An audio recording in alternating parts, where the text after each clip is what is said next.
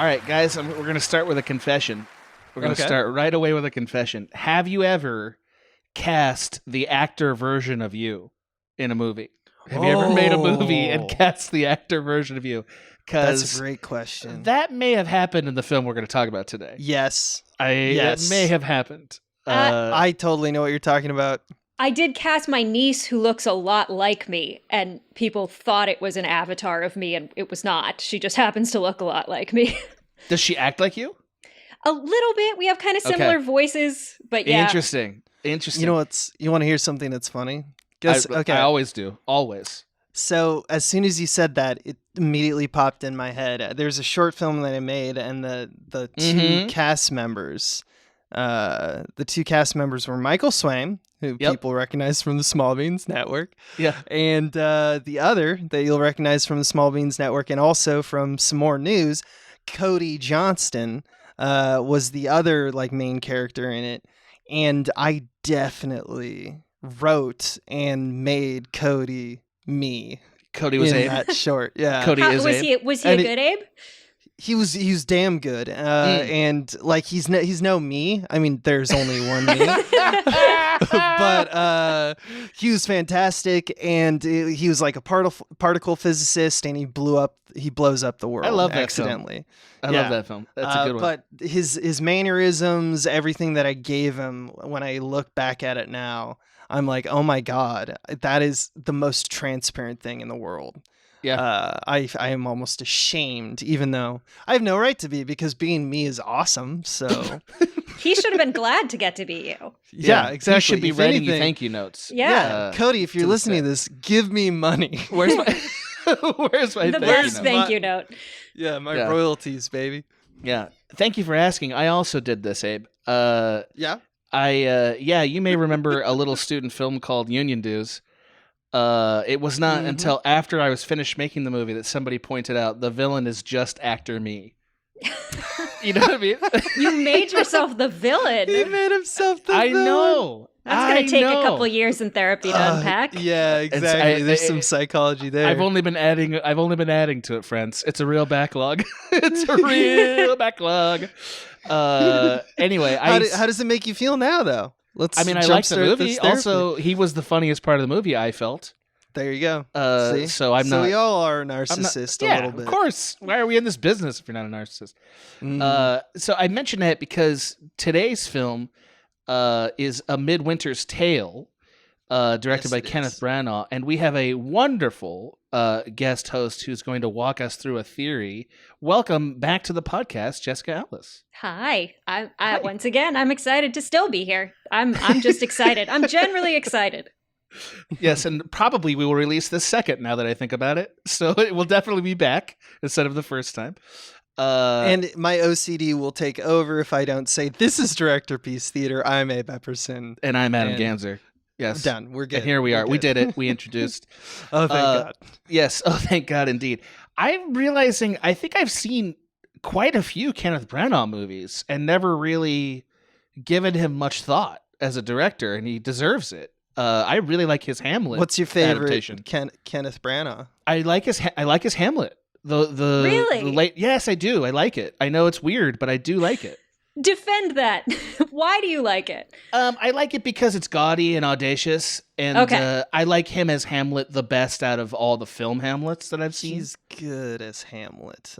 He's really good in it. I mean, I also wouldn't defend it as the best film, and it's been 20 years since I watched it. But when I did watch it, I just read Hamlet the first time, so there's a little bit of emotional here, just sort of connecting to it. But he was amazing as Hamlet, and I really liked it. It's good. That's it. I'm gonna give it to Thor. Oh, I forgot that he did Thor. Yeah. He directed Thor. I think that was kind of the best use of his tendency towards ostentatiousness, because it was actually funny in that movie. It worked. Yes. Over the top and overwrought. He is ostentatious. That is true. He plays that in the Harry Potter movie he was in, actually. Fantastic. Yeah, and he's amazing in that role. Yeah. I haven't seen Belfast. Am I super missing out? Is he directed that, right? Yeah. I haven't seen Belfast. He wrote and directed. Yeah, it's It's fine. It's fine. Okay. It's Okay. a director telling his childhood story, and it's fine. It's okay. That's That not seems- encouraging. That's not encouraging.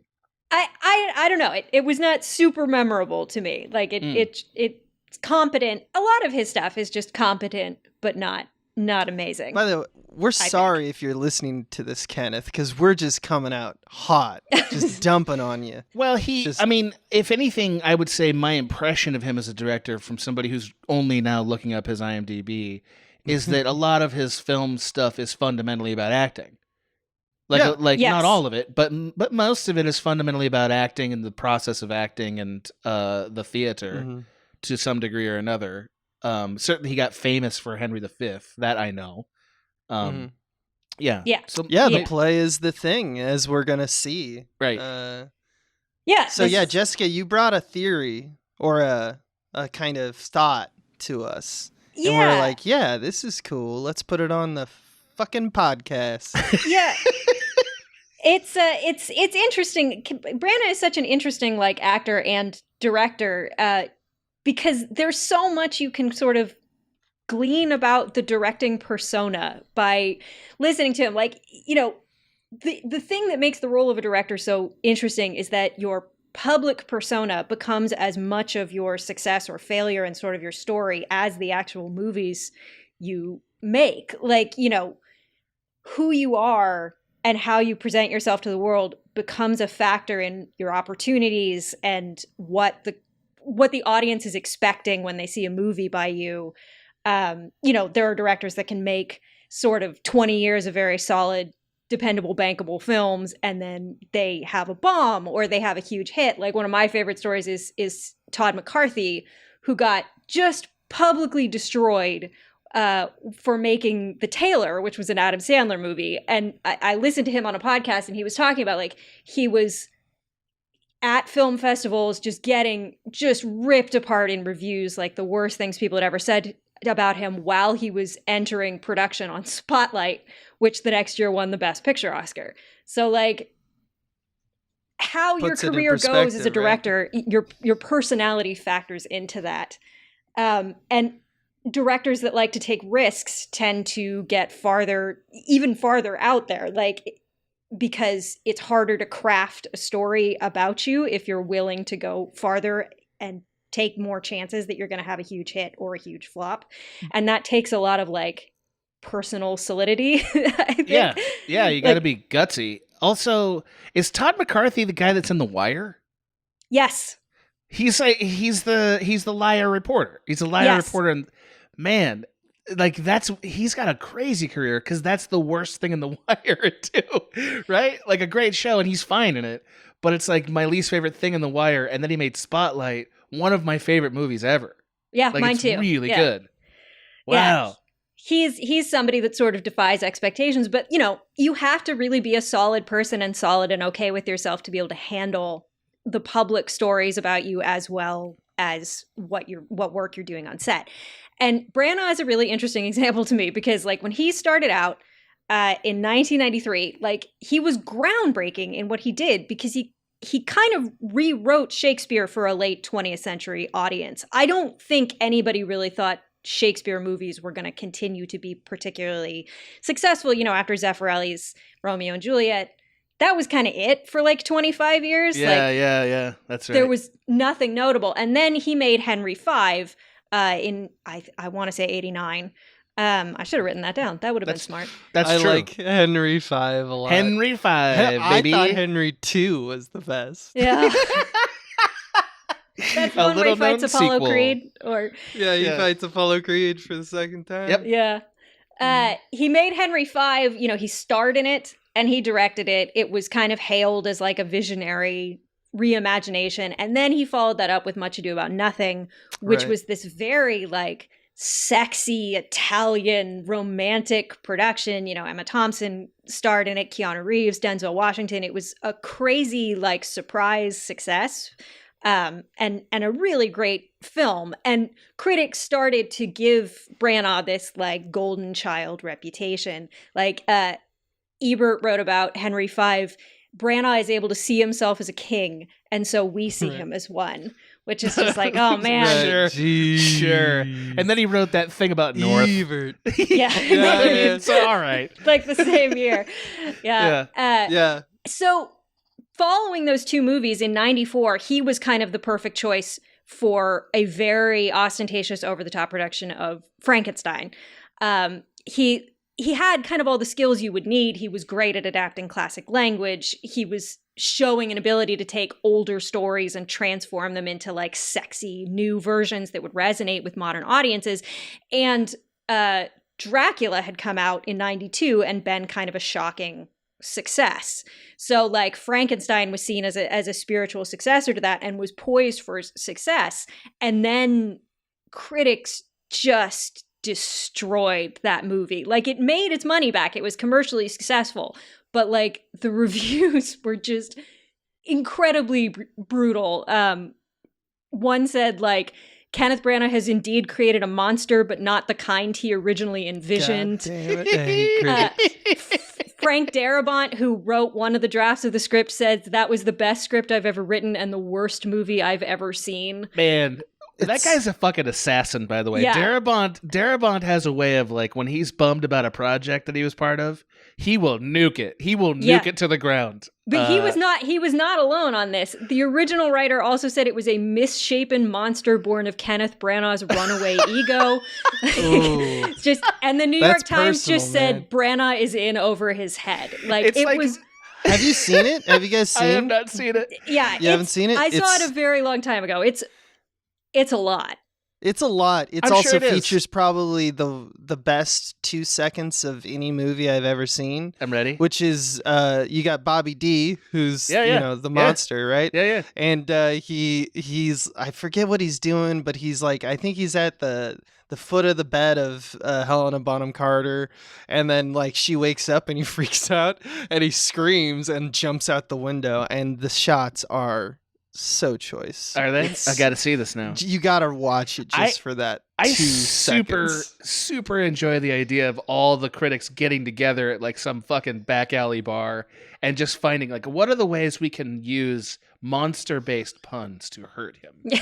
We're gonna do it. How can we? What are you gonna do? Yeah. What are you doing? Yeah. What are so you we doing? don't overlap. Yeah, exactly. Like they're all smoking. It's just everything I want this to be. I shouldn't laugh because it's being on the other end of it. Awful. Being on the other end of a bad movie is one of the worst experiences you can have that is not death or an illness or something. Here's the beauty of critics is that no matter what they say, if they like, because they can hurt you, Yeah, they can. Even if words are not supposed to hurt you, they can hurt you.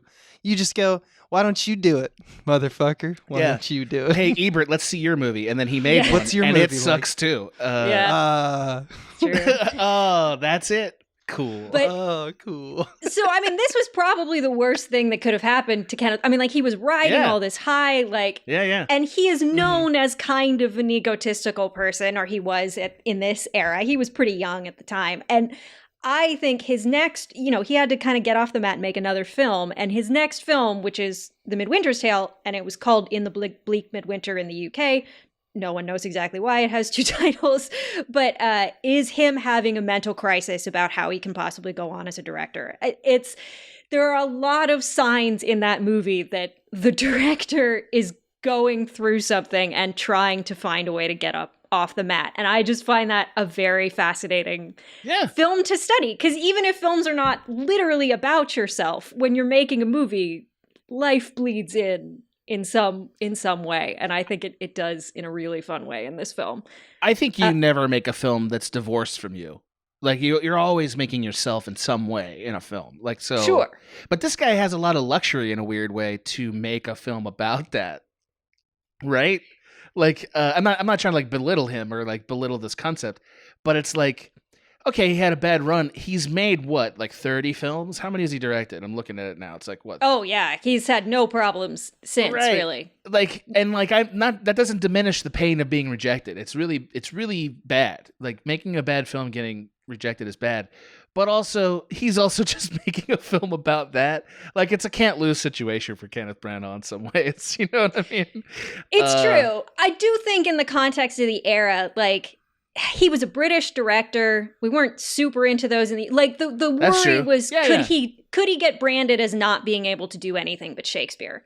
Like, That's could true. the one big commercial failure, that be it? Could there be, no Thor in his future because of that? And he avoided it weirdly, because he also made Wild Wild West, which we'll get into too. But I'm so glad you remembered it. I'm so glad you remembered that. Shakespeare, forgotten Shakespeare play, Wild Wild yeah, West. his second attempt at big ostentatious commercial did not go great either. Yeah.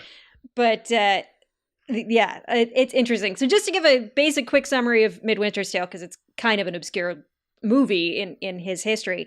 It's the story of a struggling actor named Joe who's very desperate and jealous and can't get cast. And kind of in desperation, he agrees to help his sister mount a production of Hamlet in a church that's in danger of being closed down over Christmas. And he hires a group of completely misfit actors who are all basically crazy and lonely enough to do a play where they won't make any money over Christmas.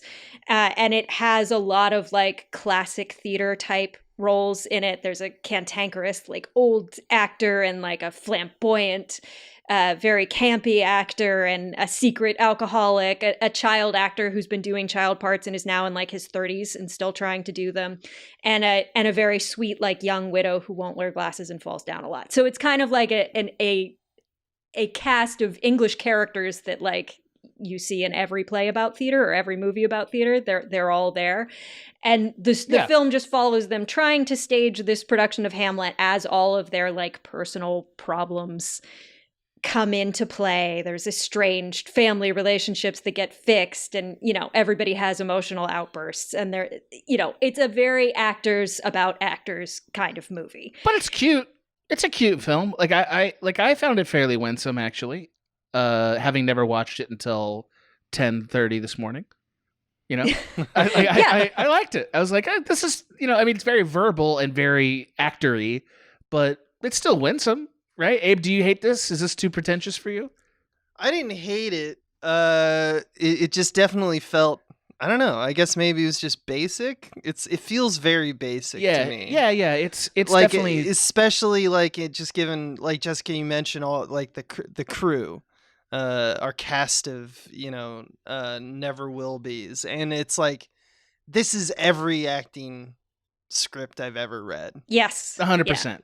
Yeah, 100%. It's thoroughly kind of woe be me, but also like. And the play's the thing, but mainly it's like, wow, we're a bunch of we're lovable because we have passion, god damn it, and we love life. Right. And it's like, yeah, that's true, and I do like to surround myself with people like that. I think but it's it also does get exhausting. It's exhausting if you feel like you can't connect to actors as a metaphor for human nature. Like if you can't if you can't do that loop to loop, and by the way, I don't think you always can, then it is exhausting because it definitely feels like problems that you just don't relate to if you're not an actor. But like if you see it as a kind of Sisyphean struggle, in which we're all kind of trying to put on a play, if you will, there's something universal about it that I liked. I mean, I don't know, and I'm not saying that. Those thoughts were occurring to me as I was watching it, and maybe I'm trying to make it work more than it deserves. But it was working for me for that reason. I think it's definitely it's a film made with a niche audience. It's a film for theater people, basically. It's design, and I think that's part of what I find interesting about it, and like part of one of the reasons I see this as like Branagh is going through a midlife crisis on screen, although he's not on screen. Isn't he though? Yeah. Oh, he very much is. And Yeah. I promise I will talk about that. Okay, but, great. He is.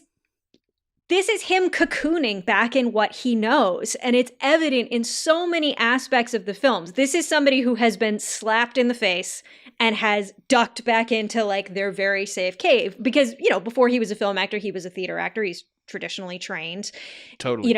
And that's his safe place. And he needed to go back there, I think, in order to have the courage to get back out to Hollywood because this was a very low budget film, didn't have a big release. This was not something he was trying to even reclaim his reputation on. I think he just wanted to convince himself he could still do it, and he had something worth doing. I like this. This is much more of a psychological premise than a directing one, but there are some aspects in the directing that support my thesis here. One of which is that he's using black and white, which he's done a few times. Like Belfast is the most relevant example because that's about his childhood, and he's talked in interviews about choosing to use black and white because he thinks it evokes a sense of nostalgia. Both just in how we think about old movies and older life. He likes to duck back into that. There's no real reason for this film to be in black and white. And the style of black and white he uses, and I couldn't find a lot of information on what camera he used, it doesn't look like an old movie. It doesn't look like he's trying to recreate, something that would have been shot in 1940. And it has this interesting effect of obscuring the structural elements in the background and puts your eyes on the actors because the contrast is so high. They're so much brighter than the background. All you're watching is people move in kind of an underlit space constantly. Mm-hmm. Yep.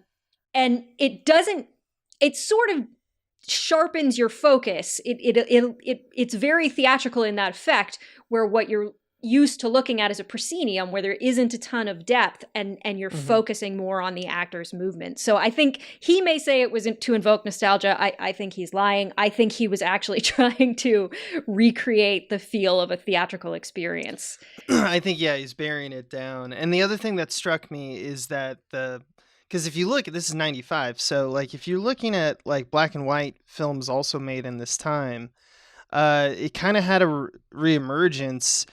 But there was a lot happening that was being done to modernize it. Like, for example, there's this one sequence where we're like doing the auditions for all the players, and the jump cuts are like very prevalent, and they're like specifically jump cuts that are like, because jump cuts existed in like the 70s, like it's a very Hal Ashby kind of thing. But like in the 90s, jump cuts meant something different. They were usually more like punk in their appropriation. It was like to punctuate a moment or to let you feel a silence and then rip you out of it. Like it was always done with immediate emphasis. And he does that, and Branagh does this in this movie. So it's got this modern sentiment and modern editing style. But black and white always says to me like classic films, right? So there's kind of a Jarmusch vibe to this. You know what I mean? Like in fact, I think he sets up a lot of scenes in like static wides, which I know you're going to talk about probably. Yeah. Which is a very Jarmusch thing. Like whenever you watch his first 3-4 movies, almost all of them have no coverage. You know what I mean? Like scenes that are like, here's the wide, they do the scene, they leave it, right? Like there's at least one scene like that in almost every one of his films. It feels like I'm not saying he's borrowing from Jarmusch, but he does seem aware of that. Like I feel like the tone is similar here to his films. Is that outrageous? I think that's probably true. And it's also the era where just like Sundance was becoming a thing. This was black and white was sort of an arty thing you could do to make your movie stand out. And I don't know if he was trying to do that. I think the Jarmusch thing is probably a better comparison. But I do think there's something about black and white that connects Branagh to simplicity, and you see it in the other stuff he's shot in black and white. when he's thinking about something nostalgic, that's where he goes. That's kind of his one trick to invoke nostalgia. Well, it's very austere, right? Yeah. Like in fact, it might be as simple as like saving him money. Like in like he's making this thing in this giant church, right? Most of this film takes place in a church and an office and outside the church, and that's it. Yeah. So like if you don't want to dress that space, which is kind of a joke in the film, shooting it in black and white means all you have to do is make sure that the clothes that you have and the art and stuff that you have feels good in a two-tone palette. Or maybe not even that, since it's so independent film, right? Like you don't have to worry about color coding and like it just really makes the workload of making the film have a look much smaller in this case. Yeah, and I mean it's also such a direct contrast to what he was doing in Yeah, Frankenstein. totally. You know, that it's a visual stripping down of the story to just the essentials, to just the people. Yeah, I think it was a very intentional choice, and also a sign that he was not Not he doing was working well. something out. He was he was working something out.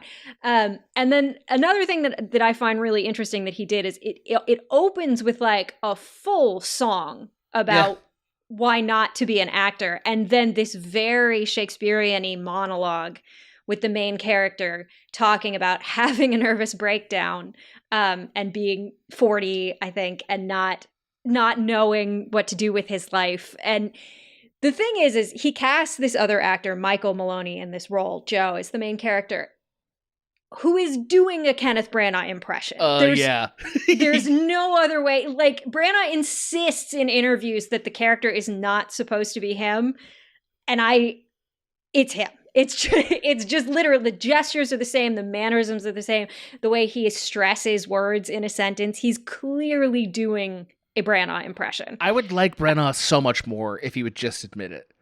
You know what I mean? Just admit it, man. Just admit that you cast yourself. I fucking did it. Yeah, I did it. That's right. I cast myself in the film. It's about actors and a director who's not feeling great. Is that okay? And I'd be like, yeah, that is okay. We'd be like, that's one way to work through your shit, man. Yeah. I mean, it's a good enough movie that it justifies that choice, I think. It is, but I mean, he had just gotten, he's in Frankenstein. He had gotten beaten up for scenery chewing, and he had been the lead of his other two movies. This goes back to this is a directorial crisis. He is afraid that maybe he's only special because he's also been the lead of his films. Maybe it's all been facade, and that when you get down to really his directing ability, there's nothing there. He's skated by on being able to act. And this is the first movie since his very first film, Peter's Friends, I think, where he's not on screen. So that also seems like a deliberate choice, but then he cast somebody who does an impression of him. So can we brief I don't want to dunk on Branagh. That's I have no interest in doing that. So and I don't think you do either. I don't think anybody does. So we're not here to dunk on him. But Joe's performance is, I think, the thing that works the least in the movie for me. Did you guys feel that way? He's so manic and he has no time between he's operating at 110% speed in a way that no longer feels like how people act. Yeah, he's definitely overcharged. Yeah, and I'm sure Branagh has that energy in real life, but it really, to me, reeks of the director doesn't know how to control this character. He doesn't have a real sense of what this character should be compared to everyone else, that I think he had a pretty strong and clear sense of how to guide them.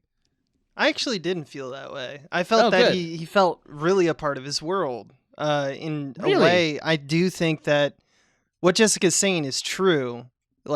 It's perfect, what you're saying. To me, it's he's making fun of himself. He is kind of doing the thing where... All right. I think he knows what he is. He's self-parodying here? I think there's a little bit of self-parody because it fits in this world where people are falling down, people are drunks, people are... just not really supposed to be there, but in the end they pull it off and they make some art, that's what I think he is, an egotist in that he's my methods are strange and I'm hard to deal with, but in the end I do get results, right? That's the insecurity that he's elucidating right now. But him being a over the top thing, I think is a part of the comedy. I don't think it's him trying. You think on purpose? Yeah. Okay. So I'm going to give you a continuum here, and I have to actually name the things in the continuum for this to work. Okay. But I can't do this because it started with Anchorman, and that's not the right thing. That's why I came. I'm wait a minute, how Anchorman is it? Which is the wrong question to ask. But I use that because I just happened to watch that movie, the second one, and I didn't like it because I didn't like the jokes so much that they were doing. I feel even though they're self-parody, I didn't really like them. Most of them, not all of them. You need the jokes to be good, otherwise no one's on your side. So it's you can be even if you're owning yourself, you're the joke, you're still doing jokes that are not my favorite jokes. And I think the same critique bears here where, okay, I can accept your explanation, Abe, and, people are going to feel how they feel about it. But, like, I don't think the jokes that he's making about himself are that successful. Whereas a lot of the other ones really are. Okay. Fair enough. I mean, I actually found several of these stories pretty winsome.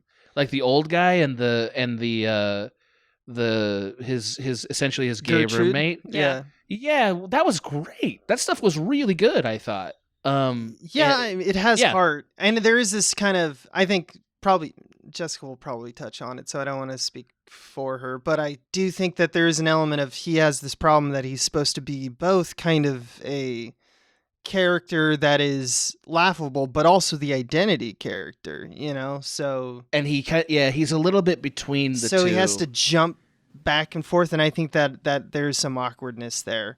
And maybe that's hard to navigate. Identity characters are tough in general because how bland do they need to be?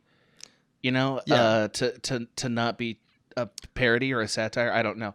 Anyway, we've gotten far afield from what you're saying. No, Jessica, I think it's a good point. Like, Joe is kind of, he's playing the straight man to everybody else's insanity to a certain thing, but he's also going through a nervous breakdown. So he has kind of two objectives in the script, which is difficult. That can flatten the performance. I will say, I think there's moments he really locks in and is great. When he and his sister are talking about what Hamlet means to him and why he chose Hamlet, and he talks about the first time he saw it, like that is a moment where the actor that was good. Yep. slows down and locks in, and it's so powerful in just that moment. That's real Branagh right there, right? Yeah. That is real Branagh. There's just no replacement for that genuine, that verisimilitude that you feel. And I think that is why we can all we can do is look at Branagh in the other instances and say, yeah, he's playing up a impression of himself that he thinks is funny. Yeah, I think he's kind of doing both things. He's trying to create a meaningful piece of art about theater, and he's also trying to work out his own shit on camera. And that's that's Branagh. That's hard. Choice. Yeah, that's bold choice. I mean, yeah, and one of the other ways you really see, like, he's stripping this back to a theatrical experience is the camera is dead. The camera is like so static. There's a whole scene near the beginning where they put the camera at the top of a hill and lets all of the characters like walk, I don't know, for like 2.5 minutes all the way up the hill towards the camera while talking. And it's like, there's no coverage, there's no cut. It's just people walking toward a camera for a very long time. And that's such a theatrical experience, right? Because your perspective when you're sitting in a theater doesn't move. Everything you're viewing is in a wide and is at this distance. And also the way he stages actors when he's not moving the character shows an understanding of theatrical blocking over film blocking, because he's using them to create depth in the frame. Like frequently there'll be two characters having a conversation in the foreground, and like in the background you see someone running around doing something exactly like you would in a play. Like that's theater directing 101. He uses a lot of 50-50s, an angle that is not very intimate. 50-50s for the audience is essentially when two people are looking at each other in profile, like we're watching and we see the profile of each character as they're looking at each other. It's an angle that I tried to put in crack sketches, I'm going to say 100 times, almost never got it in because it's just not a very intimate or funny angle. Yeah. And he shoots it a lot. And that says something about his... it says something about his talent, I think, too, that he's still able to get real physical comedy out of those shots, because those shots are, again, like, the most powerful thing in a film is always the actor's two eyes, and a lot of times you don't get that in this film, and it still works. So that's just a supplemental addition to what you were saying. Well, and I Jessica. mean, partially that's because he's directing actors from a theater background largely, right, who know how to act in profile, but also I think, again, like that's him being like, I need to go back to basics, I need to go back to what I learned and recreate that, because that's just, if you come up in theater, that's how you think about blocking and that's how you think about scenes. And there he is again.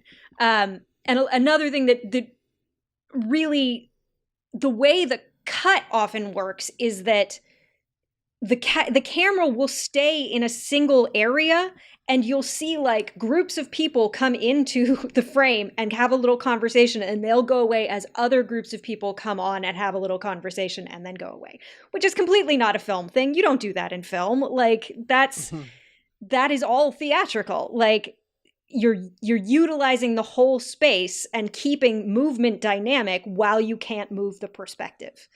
So he was just dancing around with bringing theater techniques to film over and over again. And it's surprisingly successful. Like, it not only does it keep things dynamic and keep the story moving, it doesn't feel flat in any way or like slowed down by that kind of pacing of like scene chunks. But also it does sort of recreate the theatrical experience.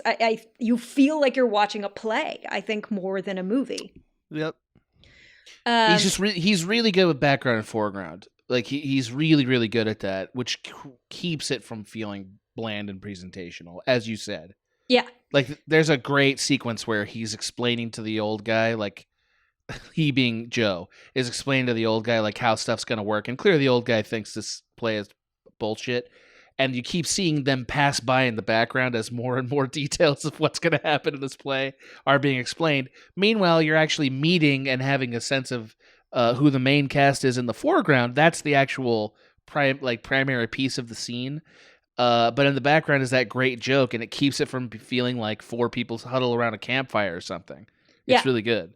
Yeah. Yeah, it's really the defining directorial feature of the film is how he's moving people around in front of a camera that's built. What's really interesting is he moves the camera when they're supposed to be acting.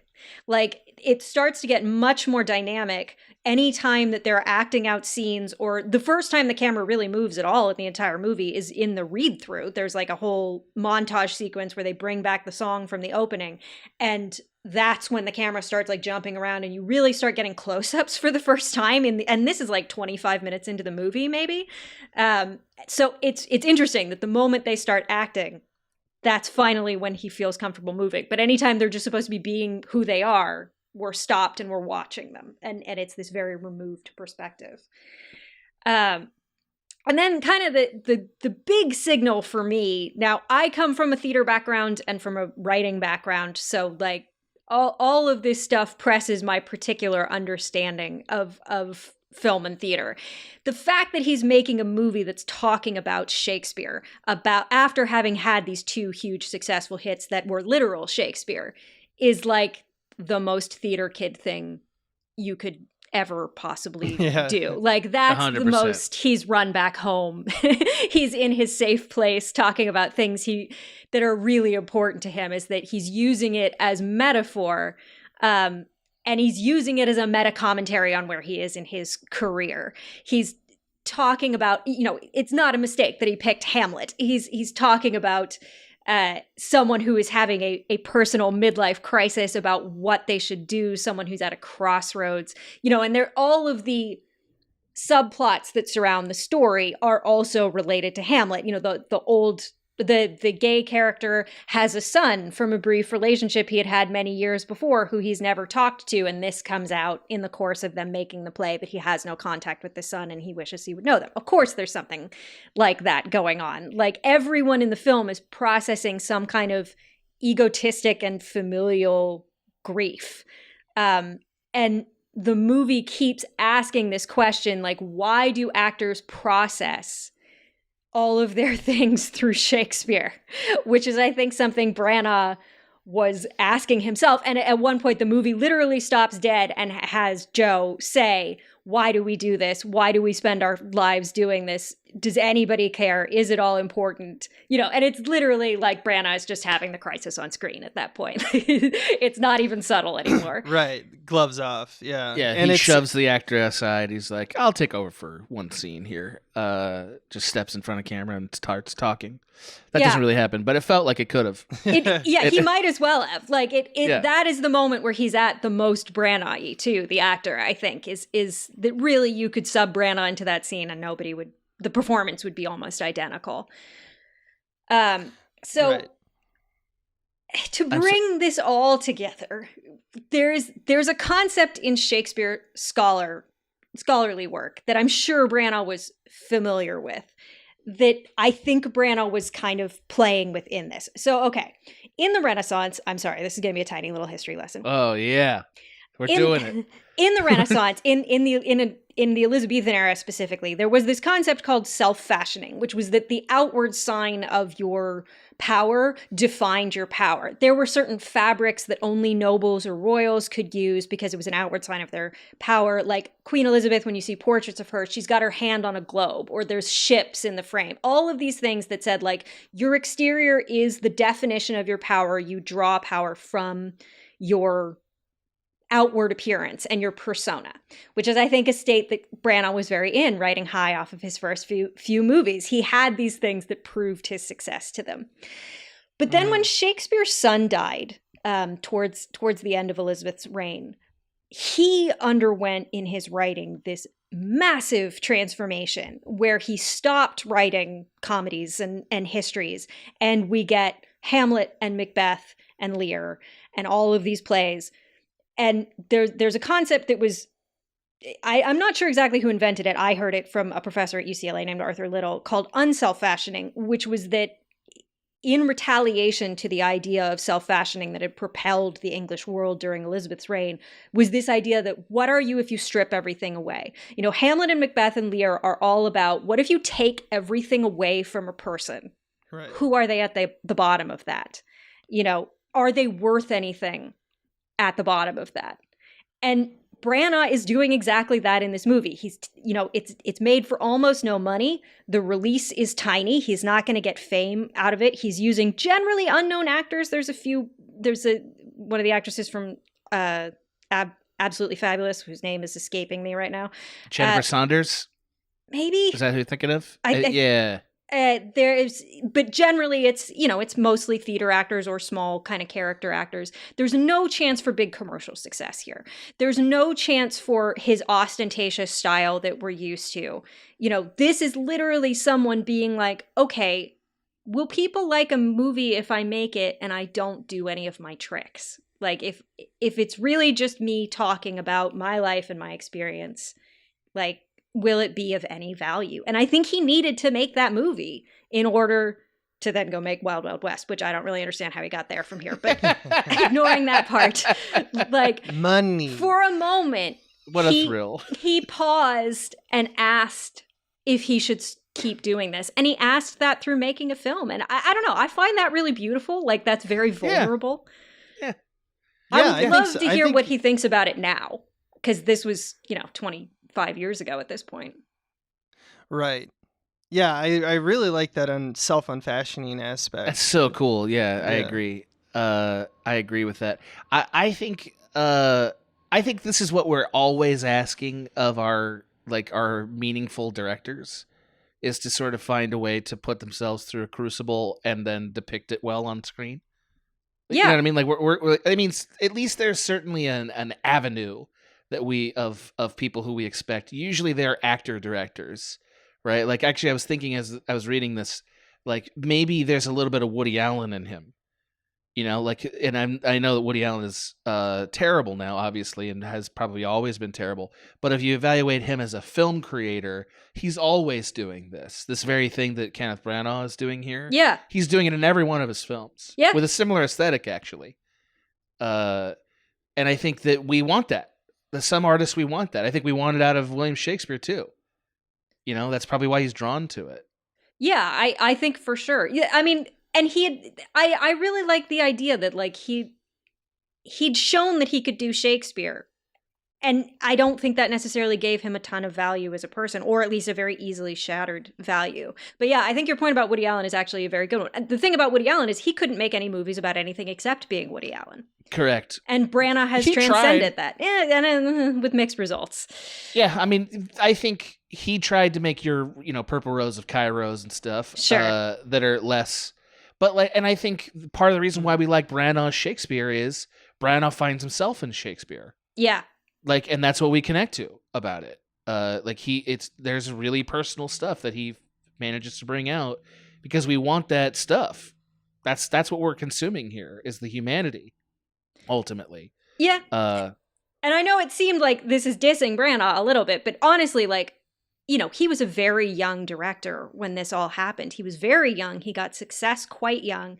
And like, this is a real process you have to go through, finding how your ego fits into it and whether you have the psychological fortitude to survive as a working director is a very important part of the process. Like, it's not, I don't mean to be derisive of him. Like, this was just a very naked way of going through it. Well, you gotta feel bad, or like I guess you gotta feel afraid if you get known for directing Shakespeare. You know what I mean? Like, because you're always gonna wonder, is it me or Shakespeare? That's what I was gonna kind of like. So when we're talking about, because I want to add one more thing to that question, which is that the self-unfashioning really comes down to what are you in your soul, which is what. You know, and so when we're going back to mom, as Jessica says, going back to mommy Shakespeare, and you know, in the warmth of her bosom, that isn't necessarily that's still reliance to something, and I'm surprised that there's not more introspection into that. You know what I mean? Well, maybe it's difficult when you come up through theater. You're taught that it is Shakespeare. It's not you. Like, you can embody this for a little while, but like, you know, the director is fundamentally significantly less important in theater than in film.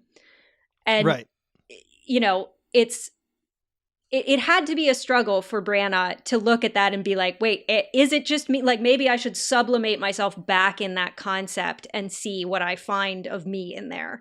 Because he had been riding high on the idea that it was him for a little bit. I mean, I think also the fact that he's never let go of being an actor. You know what I mean? Like, I think he still really wants to act. I think he still loves acting. And those are fundamentally different jobs. Very much. Like, like, I mean, like when they teach directing, like one of the things that and like how to talk to actors, one of the things they do in a lot of film schools is like they make the fundamental divide. One of these people is the watcher. The other one is the watched. And you can't ask the actor to be the watcher because then they're not being watched. Like, they can't be self-analytical like that. Right? So like Kenneth Branagh doing both things, I think suggests how insecure, and I don't mean that in an emotional way. I mean like just, you know, sort of how he self-fashions, as you said. Yeah. Like how amorphous his feeling about being just a director is.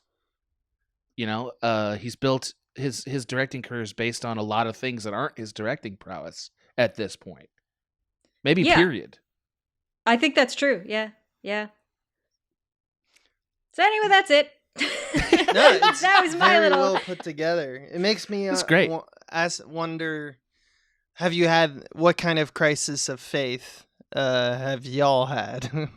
Oh God, we're gonna do that. You know, now? like, I gotta like, unfashion. oh boy. Abe? Well, you don't have to tackle all of it. I just want to like have you put into a movie, like a feeling, like a anxiety that came from filmmaking in specific, because I think I have. But like, it's tough. That's the other thing, is it's a tough thing to navigate, kind of just what you said about the watcher versus the watched. Being able to observe what you're doing in any role, whether it's writer or director, I think that's also hard to do, because sometimes you kind of design in order to do the work, you kind of design a system that like you mislead yourself somewhat. You tell yourself, oh, okay. Yeah, so this is how there's a veil I can between do you it. and what you're really saying. And so you may not perceive it, but I think that one of the things that I often would do is that, like, especially when I came into comedy early on, like college age, you know, like 2007, I want to say, that's when I was like unsure of exactly what my voice was.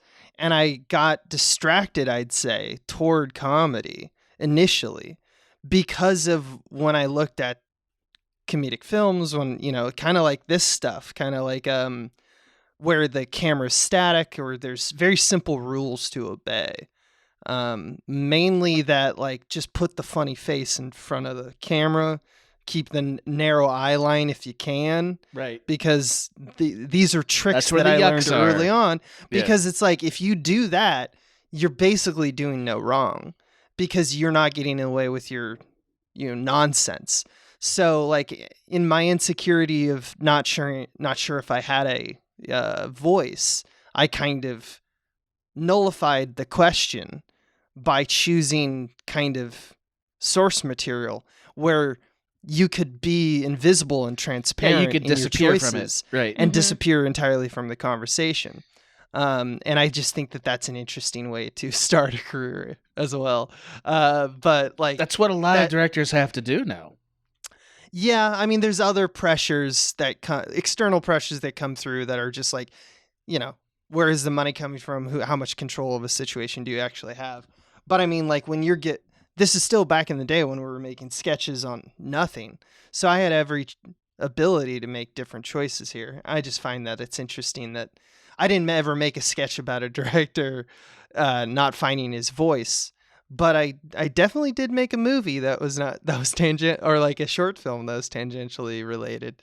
I just wonder if you guys had any of those kinds of things where did you make a director's movie or an actor's movie or anything like that? I'm going to let Jessica go first. Well, I haven't really directed all that much besides my feature, but which was probably, not the best way to start a career. But I definitely, I don't think it bled through into the narrative as much as the choices I made while directing. Like I found myself like extremely nervous to move the camera ever, because I just had this insecurity that it would look filmy, that it was like the John Singleton disease. Yeah. It was, and it was really a struggle for me to be like, no, I can design, motivated, interesting shots that move and are dynamic, and it's not going to look like, ooh, look at me faking being someone that understands camera language like that. And I think that affected the film in some ways, is that I was scared to move the camera.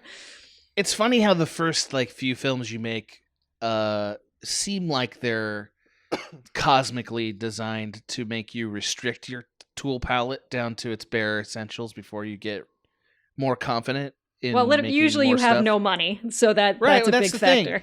Well, that's the thing, right? Is like Kenneth Branagh has more resources here, so he gets to make something that's a little bit more directly about what he's talking about. Whereas like I'm thinking to myself, when's the last thing I made that was me? Like, what's the last thing I directed that was Adam and not an adaptation of a thing that's not Adam? And that might have been 10 years. It's been a very long time since I made something that I really felt sole ownership of and that was autobiographical in any way. Mm-hmm. Not that I don't like things I've made. I made a lot of things I really like. And I've put so you're myself... saying we're gonna get that Adam films coming up soon here. I wish I wish I could promise you that. If I could, I would. I'd promise you it right now. I don't control the film industry. If I did, then here they would come and they'd all be fucking rancorous and tortured, my dude.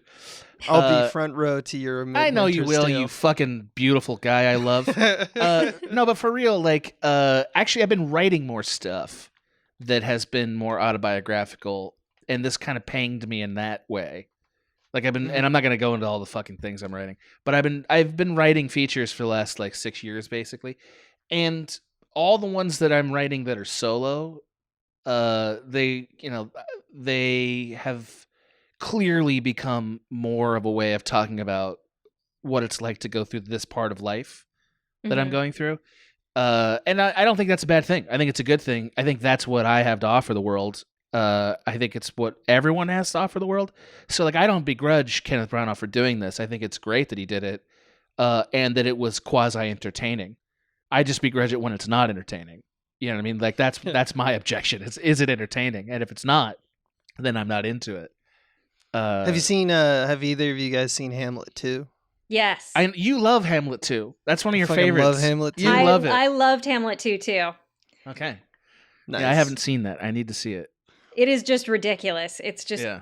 It's funny because it is sort of a Kenneth Branagh movie if he actually made a comedy, or like a comedy about a Kenneth Branagh movie. Yeah, it's really funny. Hey, Abe, I think you worked on the last film I made that was autobiographical. I'm sorry to still be on my thing. No, I talk think, about it. No. Abe, I Is that think the you- fathers? Yes, The I think in that's the Fathers? last thing I made that was like purely Adam. Yeah, I was like I was just there as like a gaffer for 2 Yeah, days. yeah, That was yeah. cra- Yeah, Man, you- different, old pals. Old different pals. fucking back when I was like 25 and I I could just know. lift everything. We're I was like an old. Adonis with my hair You waving. were so gorgeous. I mean, you've retained the spirit that makes you gorgeous. I no matter, am still a lion. Yeah, it's true. You are a lion. But- but That's right. none of the physicality of a lion. I'm more like a sleepy lion that's decimated and just laying about. But yeah, no, Still I remember that dangerous. film, and that film, yeah, I got the sense from that, because that movie tackled a lot of stuff. There's a lot of people who listen to this podcast have definitely seen the funny, kind of joyful Adam, but deep down there's a sad Adam. There's a sad. There's a sad Adam, a Kenneth Branagh Adam, a Sadam.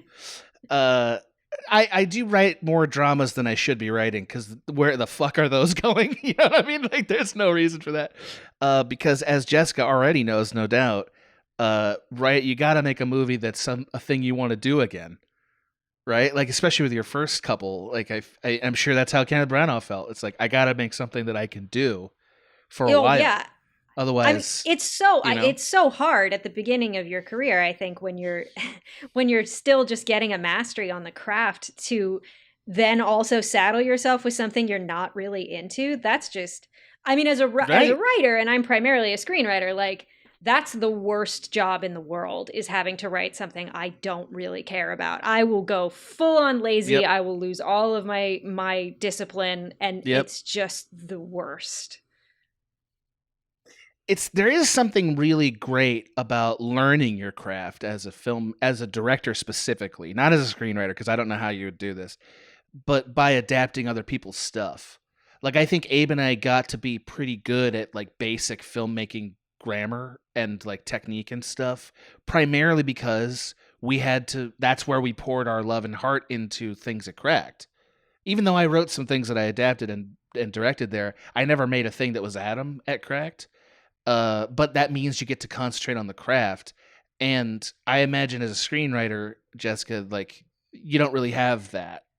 Like, you don't get that same joy out of like, well, at least I get to practice writing when you write a thing you don't like. Right? Not as That's often. not true. I was my first script with my writing partner when we wrote together. Our strategy was like, let's adapt a book we like. Like, we're not showing this to anyone. We're not sending this to anyone. Let's see if we like writing with each other and if it works, and take the part where we have to like make up shit out of it and just see if we can figure out how to make this work as two people work together. So that's kind of a similar experience where it's like, I don't want to focus on everything. Also, because when you're adapting when you're making your own stuff, like your ego gets in the way, your insecurities get in the way, like, deep down it's really shit, and that's a problem. Whereas if you're making something your friend wrote that you think is great, like, some of that burden is not on you. Like, you don't have the same self-criticism that takes up a lot of time to get around.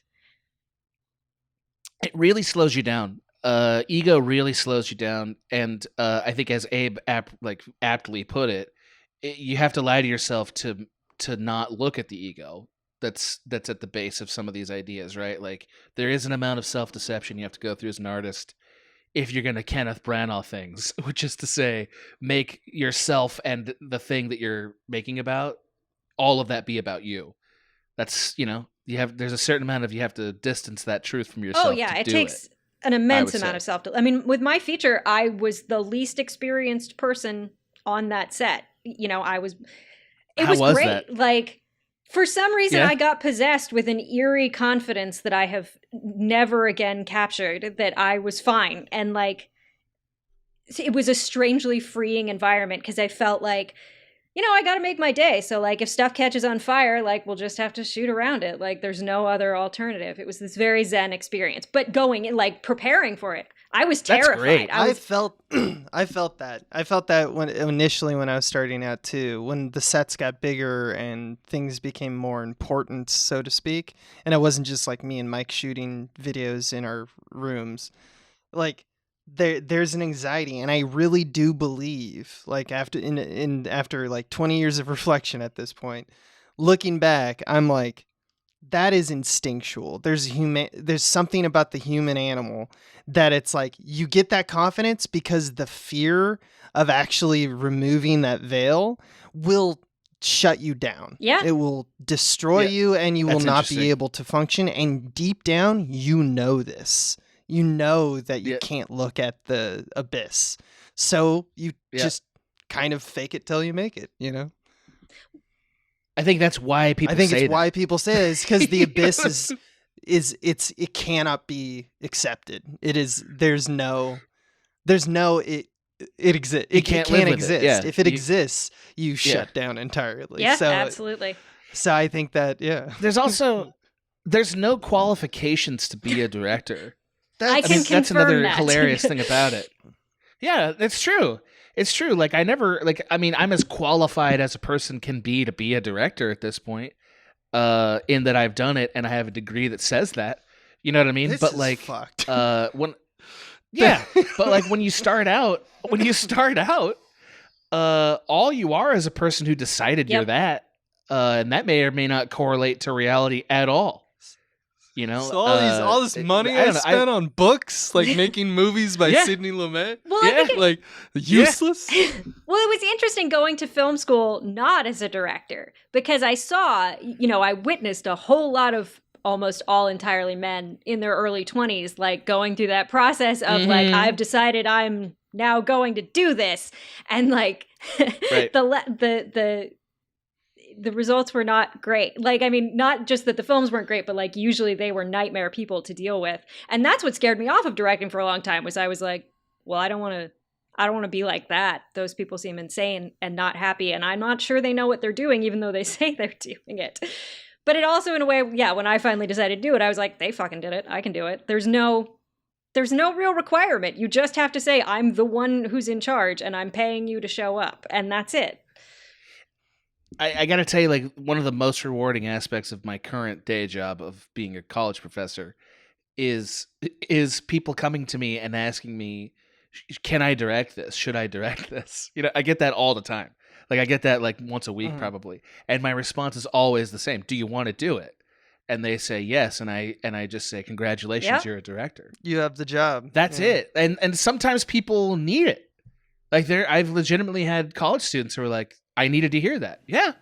I'm glad I could be the one to tell you. Ultimately, you're the one that has to say it. I also like to break them down immediately, and then I'm like, get me that coffee. And then they give me a coffee, and I'm like, thank you, coffee fetcher.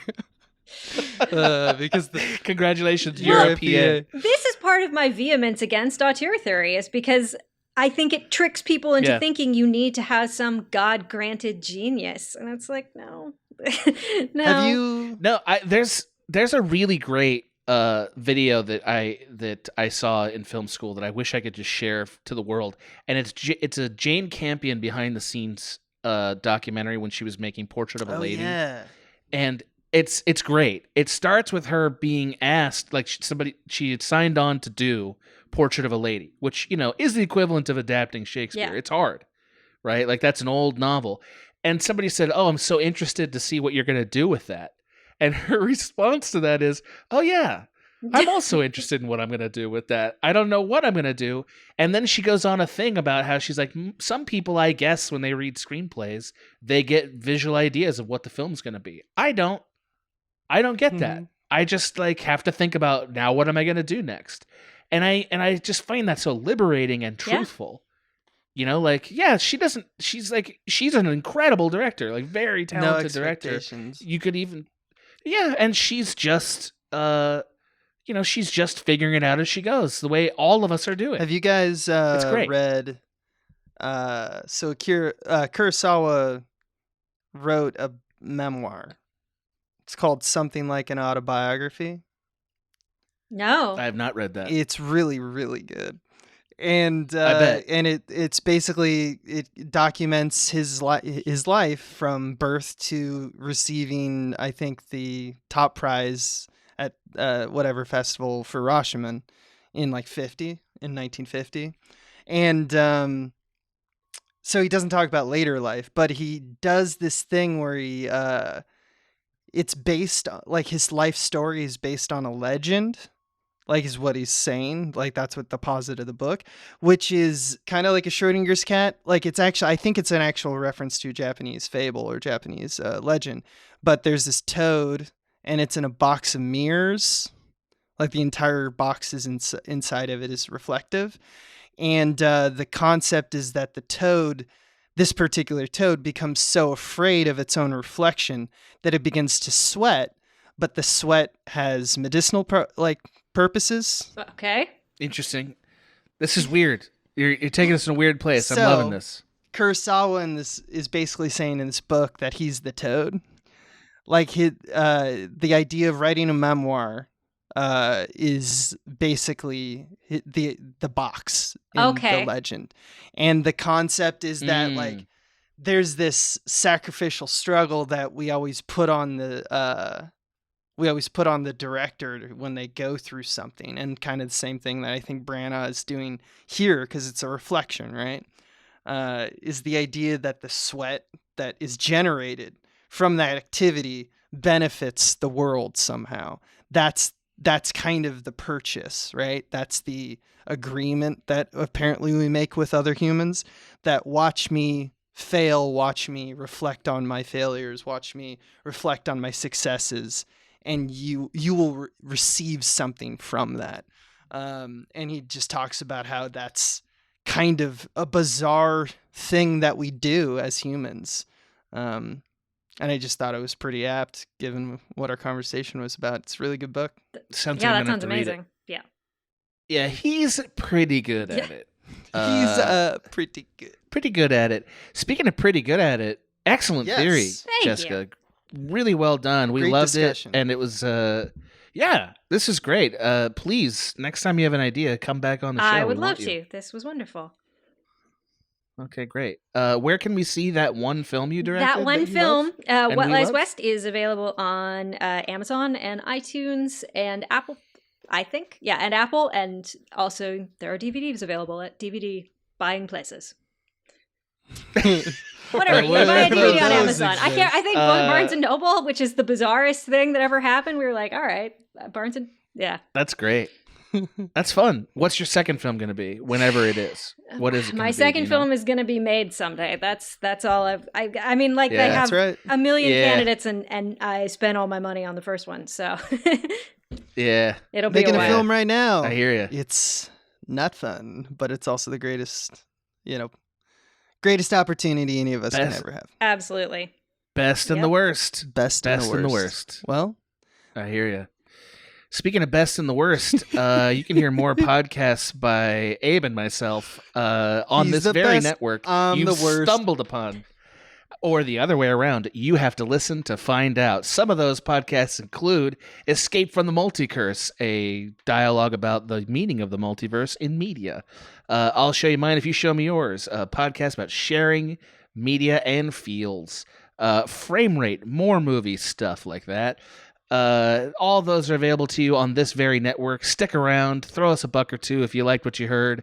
We'd love to share all the work we're doing. Abe, tell us about Papa Bear. Oh yeah, we're making a movie. Small Beans, more or less, is making a movie this year. A semi-autobiographical film based off Michael Swaim's life, where he found out, when he was around 17, that his dad was a gay furry. And so we decided to make a coming-of-age movie about, a kid who has to go through that, and what's that all about. And it's a comedy, and we're making it, and, we hope you support us, and we're going to have like a Kickstarter probably kicking around May this year. So more info on that as it develops. But if you go to patreon.com/smallbeans right now, you can watch/listen to our movie diaries, which we got 60 at this point, which is basically we're transparently making a movie in front of you. And you just get to hear our conversations because some of you freaks like that. But it's also just kind of helps us make the work. So that all that stuff can be found at the Small Beans site, and come join us. Yeah, get ready to get kicked for money. Hey, we love you all. Let's wrap it up, shall we? Yeah, thanks for listening, everybody. Okay. Bye.